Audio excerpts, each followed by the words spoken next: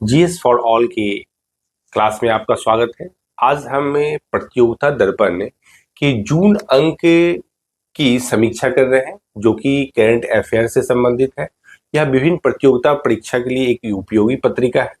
तो आइए हम देखते हैं राष्ट्रीय घटनाक्रम, अंतर्राष्ट्रीय घटनाक्रम और खेल जगत से प्रमुख तथ्यों को जो एग्जाम में पूछा जाता है। इसमें ज्यादा वैसे तथ्य नहीं लिए जाएंगे जो पूछे नहीं जाते, जिसकी प्रासंगिकता है उसको ही देखा जाएगा। तो आइए हमें राष्ट्रीय घटनाक्रम के अंतर्गत देखते हैं।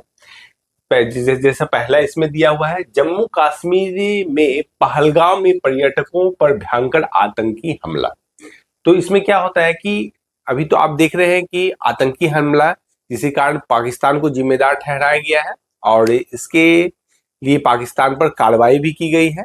लेकिन पाकिस्तान ने द्वारा यह जो आतंकी हमला प्रायोजित की जाती है भारत में, तो इससे क्या क्या प्रश्न एग्जाम में बन सकते हैं। तो ये देखिए, इसके अंतर्गत क्या हुआ था, प्रधानमंत्री नरेंद्र मोदी जो थे सऊदी अरब की यात्रा बीच में ही छोड़कर स्वदेश से लौट जाते हैं और हमले के लिए पूर्णतः पाकिस्तान को ही इसमें जिम्मेदार ठहराया जाता है।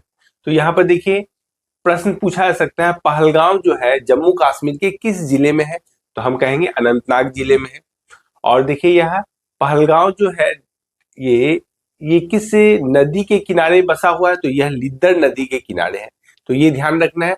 और पहलगाम जो है ये जम्मू कश्मीर के पर्यटन स्थल में प्रमुख पर्यटन स्थल देखा जा सकता है, जिसमें एक एक घाटी है, बैसरन घाटी। बैसरन घाटी को मिनी स्विट्जरलैंड भी कहा जाता है। तो यहाँ पर आइए हम देखते हैं आगे।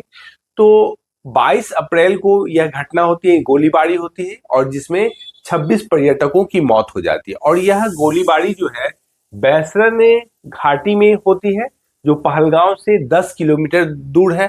और यही पर्यटकों से उसका धर्म पूछा जाता है। तो यहाँ पर धर्म पूछ के पर्यटकों को मारा जाता है, जिसकी काफी व्यापक चर्चा हुई है।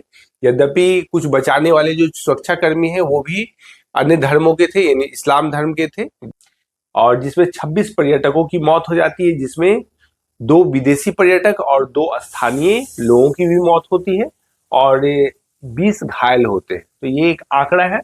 अब इसमें देखिए क्या कि इसी समय भारत में देखा जाए तो अमेरिकन उपराष्ट्रपति जेडी वेंस 4 दिन की राजकीय यात्रा पर भारत आए हुए थे और इस हमले की जिम्मेदारी जो है पाकिस्तान स्थित द रेसिस्टेंस फ्रंट ने ली है, जो कि एक लश्कर तोयबा का अंग है, जिसको टीआरएफ कहा जाता है। इस आतंकी हमले के लिए जम्मू कश्मीर पुलिस एवं में जो सुरक्षा बल है वो मुस्तैद हो गई आतंकियों की खोज के लिए। और जम्मू कश्मीर की पुलिस ने आतंकियों की जानकारी देने वाले लोगों को 20 लाख रुपए के इनाम की नगद घोषणा की। आतंकी हमले के बाद जहां पहले जम्मू कश्मीर, खासकर कश्मीर के रीजन में या घाटी के क्षेत्र में लोग आतंकियों के समर्थन में आते थे और भारत सरकार के विरुद्ध कहते थे, वहीं आज देखा जा रहा है कि आतंकी हमले के विरोध में स्थानीय लोगों ने जम्मू कश्मीर को 23 अप्रैल को बंद करवाया था। पहलगाम आतंकी हमले के बाद प्रधानमंत्री और उनके सुरक्षा संबंधी मामलों की मंत्रिमंडलीय समिति, जिसको देखिए सीसीएस कहा जाता है, कि बैठक के बाद पाकिस्तान को इस घटना के लिए जिम्मेदार ठहराया और पाकिस्तान के प्रति 5 कड़े कदम उठाए गए। जब तक पाकिस्तान आतंकवाद को पूर्णतः खत्म नहीं करेगा तब तक भारत उसके साथ इन समझौतों के तहत किसी भी प्रकार से उसका समर्थन नहीं कर सकता। आप देखिए ये 5 कौन कौन से जो कड़े कदम उठाए गए हैं उसको देखा जाए, जिसमें पहला घोषित किया गया कि पाकिस्तान की सीमा पार आतंकवाद का समर्थन रोकने तक 1960 की सिंधु जल संधि स्थगित कर दी गई। यानी जो भारत और पाकिस्तान के बीच सिंधु जल समझौता 1960 का था उसको रद्द कर दिया गया। तो देखिए गौर कर लीजिए, यह समझौता 19 सितंबर 1960 को सिंधु और उसकी सहायक नदियों पर यह लागू हुआ था, जिसमें कहा गया था कि भारत का नियंत्रण जो है व्यास, रावी और सतलज नदी पर होगा, जबकि पाकिस्तान का नियंत्रण देखा जाए तो सिंधु और उसकी सहायक नदी चेनाब और झेलम पर होगा। तो ये दिया गया था इसमें।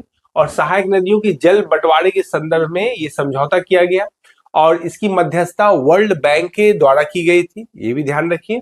और इस पर हस्ताक्षर उस समय के तत्कालीन प्रधानमंत्री जवाहरलाल नेहरू और पाकिस्तान के राष्ट्रपति अयूब खां के द्वारा हस्ताक्षर किया गया था।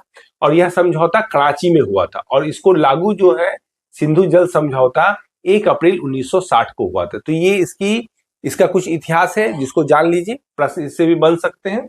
अब देखिए क्या दूसरा जो है कड़ा कदम उठाया गया, अटारी बाघा चेक पोस्ट को तुरंत प्रभाव से बंद कर दिया जाए। मतलब अब वहां ना भारतीय नागरिक वहां जा सकते हैं, ना पाकिस्तानी नागरिक इधर आ सकते हैं। तो ये था अटारी बाघा चेक पोस्ट, जिसको आप टीवी पर भी बराबर देखते होंगे।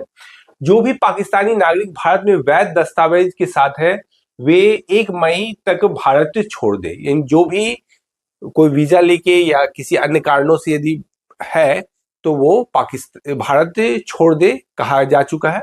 अब देखिए क्या है, जिसका डेडलाइन क्या है, डेडलाइन है 1 मई 2025 तक।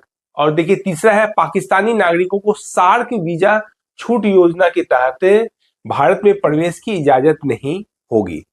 अब यदि कोई भी सार्क वीजा से भारत में के अंदर प्रवेश कर चुके हैं तो उसकी भी वीजा की वैलिडिटी समाप्त कर दी गई और ऐसे जितने भी वीजा भविष्य के लिए बनेंगे वो तमाम को रद्द कर दिया गया। और उनको कहा गया कि 48 घंटे के अंदर वो जो वीजा धारक है वैध दस्तावेज के साथ वो भी भारत छोड़ दे। यानी जो पाकिस्तानी नागरिक है उनको कहा जा रहा है कि भारत सार्क वीजा भी आप लेके आए हैं तो उसको आपको छोड़ना पड़ेगा। और देखिए चौथा है, दिल्ली स्थित पाकिस्तानी उच्चायोग में तैनात रक्षा एवं सैन्य सलाहकारों को पर्सोना नॉन ग्राटा घोषित किया गया है।